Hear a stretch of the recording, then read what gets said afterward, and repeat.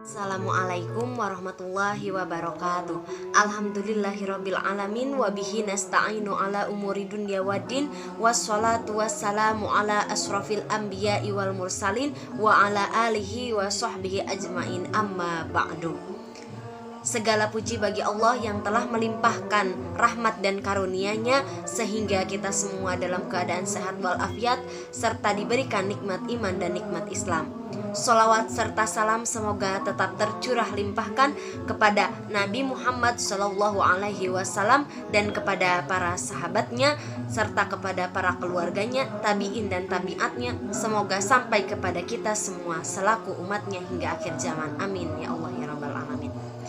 Perkenalkan, nama saya Lia Natalia dari Prodi Pendidikan Bahasa Inggris dengan NIM 20210020033. Video ini dibuat untuk memenuhi tugas akhir mata kuliah agama Islam dengan dosen pengampu yaitu Bapak Ahmad Syauqi Hidayatullah MPD. Tema kali ini yaitu bagaimana mewujudkan Islam rahmatan lil alamin di tengah keberagaman umat. Konsep Islam rahmatan lil alamin adalah tafsir dari Al-Quran surat Al-Anbiya ayat 107 sebagaimana bunyinya. A'udzu billahi minasyaitonir rajim. Bismillahirrahmanirrahim. Wa ma arsalnaka illa rahmatan lil alamin, yang artinya, dan tiadalah kami mengutuskan engkau wahai Muhammad melainkan untuk menjadi rahmat bagi seluruh alam. Nah, tujuan Allah mengutus Nabi Muhammad yaitu membawa agama Islam, bukan untuk membinasakan orang-orang kafir, melainkan untuk menciptakan perdamaian. Dan kami tidak mengutus engkau Muhammad melainkan untuk menjadi rahmat bagi seluruh alam. Perlindungan, kedamaian, dan kasih sayang yang lahir dari ajaran dan pengamalan Islam yang baik dan benar. Nah, ayat tersebut itu menegaskan bahwa Islam itu dilakukan secara benar dengan sendirinya yang mendatangkan rahmat, baik itu untuk orang Islam yang tersendiri dan untuk orang yang non-Islam.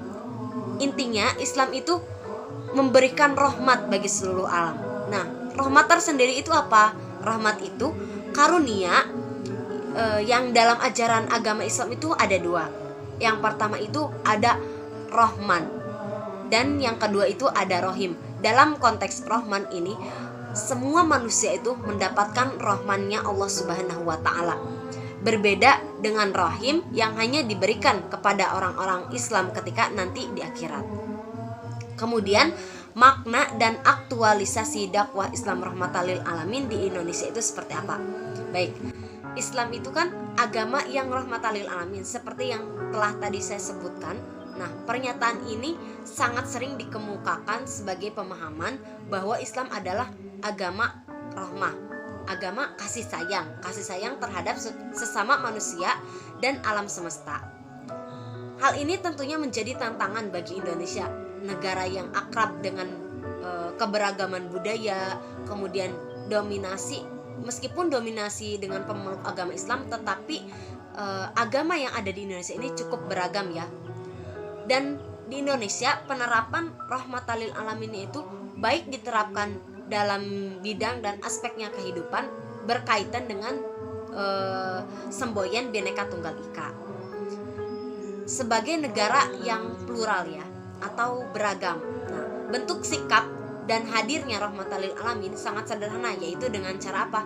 Dengan cara menumbuhkan sikap toleransi, kemudian menjauhi sikap diskriminatif, dan harus menciptakan peduli terhadap sesama. Dakwah rahmatan lil alamin merupakan realisasi dakwah yang berbasis kebajikan sebagaimana diamanatkan dalam Al-Quran, seperti yang telah saya bacakan tadi dalam Quran surat Al-Anbiya tersebut. Karena dengan dakwah yang penuh kebajikan itu akan merubah perilaku manusia menuju ke arah yang lebih positif dan produktif dengan landasan amar ma'ruf nahi mungkar. Nah, saat ini tuh masih dijumpai ya beberapa konflik yang membuktikan bahwa konsep rahmatan lil alamin ini tidak diterapkan dengan baik, khususnya di Indonesia. Nah, dengan hadirnya beragam konflik yang mengatasnamakan agama Islam dengan tujuan mengadu dombakan, kemudian konsep rahmatan lil alamin juga harus diterapkan dengan seksama ya. Apabila pemahaman terhadap konsep rahmatan lil alamin itu salah, maka akan menjadi pandangan masyarakat Indonesia itu akan ikut berubah juga. Nah, bagaimana relevansi konsepsi rahmatan lil alamin dengan keberagaman umat yang beragama itu? Karena kan agama di Indonesia bahkan di seluruh dunia itu beragam, tidak hanya agama Islam saja. Nah, rahmat itu memiliki arti secara umum, dapat dibagi menjadi dua. Yang pertama itu rahmat secara fisik atau material, dengan arti yaitu seperti hujan, surga, rezeki. Nah, kemudian ada pula yang berupa non fisik. Seperti apa? Seperti pahala, kemudian wahyu. Nah, agama Islam sendiri ini merupakan salah satu rahmat non fisik yang diberikan oleh Allah Subhanahu wa taala. Dalam memahami kosakata rahmatan lil alamin di kehidupan nyata itu, para ulama itu ada berbeda pendapat ya. Yang pertama itu kelompok formalistik yang berpendapat bahwa rahmatan lil alamin ini dapat berguna nyata. Jadi harus dalam berbentuk lembaga atau negara. Maksudnya itu ingin mengubah negara ini sebagai bentuk khilafah Islamiyah. Jadi supaya mutlak adanya gitu Islam sebagai rahmatan lil alamin. Dan adapun pendapat yang kedua yaitu kelompok moralistik yang tidak mementingkan bentuk negara, tetapi lebih ke penekanan ajaran Islam khususnya menjadi basis mental dalam kehidupan sehari-hari dalam berbagai sektor, misalnya dalam bidang ekonomi, kemudian sosial, politik maupun yang lainnya, tetapi harus berlandaskan moral agama dengan berbasis pada rahmatan lil alamin. Sementara itu perwujudan rahmatan lil alamin ada beberapa kendala ya, seperti halnya berlebihan dalam masalah akidah dan berlebihan dalam masalah percabangan agama.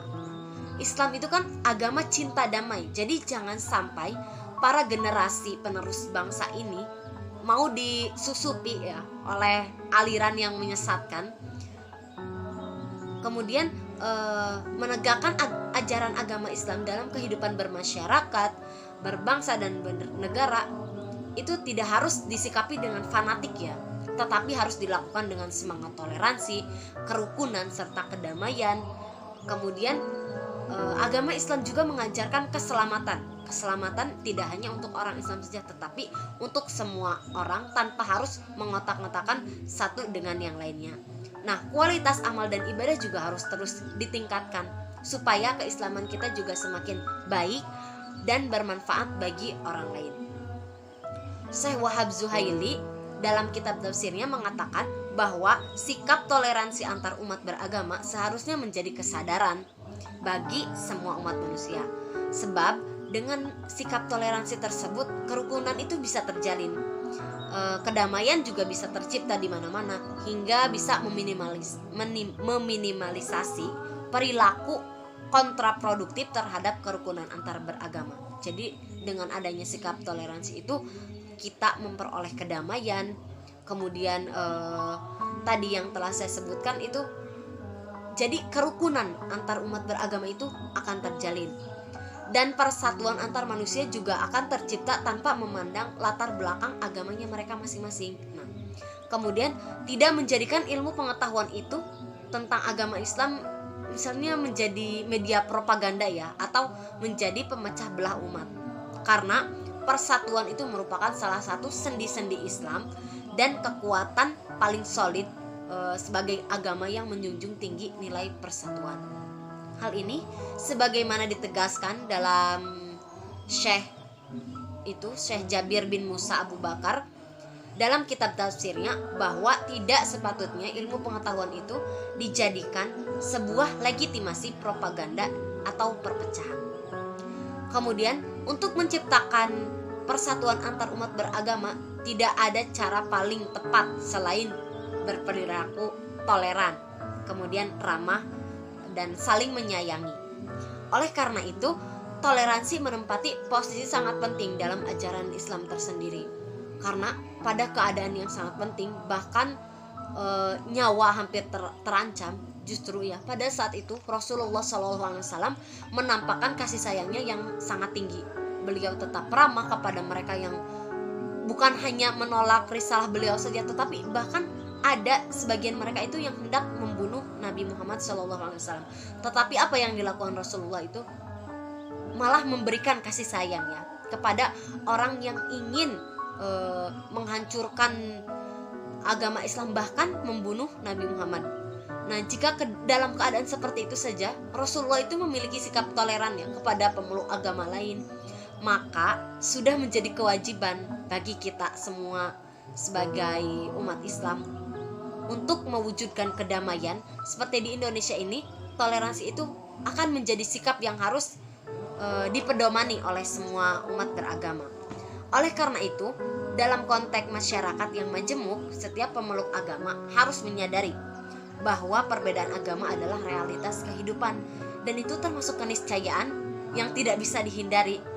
Nah, dengan menyadari hal tersebut itu, kita semua dapat berinteraksi dengan baik kepada siapa saja, dan selama itu akan mendorong terwujudnya kehidupan yang adil, yang damai.